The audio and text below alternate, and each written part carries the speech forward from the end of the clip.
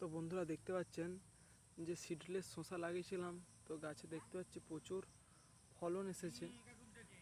ঠিক আছে, দেখুন এই যে ফল একটা একটা বড় হয়েছে, এই যে বড় হচ্ছে।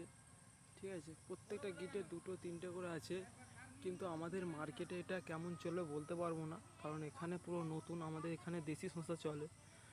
তো বন্ধুরা আপনারা যদি লাগান পরীক্ষামূলকভাবে 1 প্যাকেট লাগাতে পারেন, তবে ফলন খুব দুর্দান্ত। দেখুন এক একটা গিটে দেখুন তিনটে করে শসা, একটি করে শসাও যদি গিটে যদি দাঁড়ায় তার প্রচুর। দেখুন প্রত্যেকটা গিটে শসা, একটা গিটও ফাঁক নেই। দেখুন একটা, এখানে দেখুন দুটো আছে, এখানে দুটো।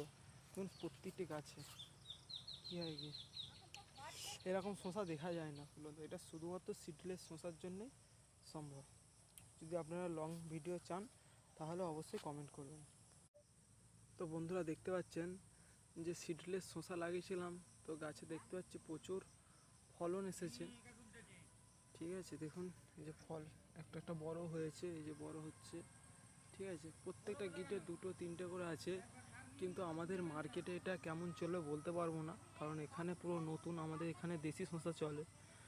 তো বন্ধুরা আপনারা যদি লাগান পরীক্ষামূলকভাবে 1 প্যাকেট লাগাতে পারেন, তবে ফলন খুব দুর্দান্ত। দেখুন এক একটা গিটে দেখুন তিনটে করে শসা, একটি করে শসাও যদি গিটে যদি দাঁড়ায় তার প্রচুর। দেখুন প্রত্যেকটা গিটে শসা, একটা গিটও ফাঁক নেই। দেখুন একটা, এখানে দেখুন দুটো আছে, এখানে দুটো।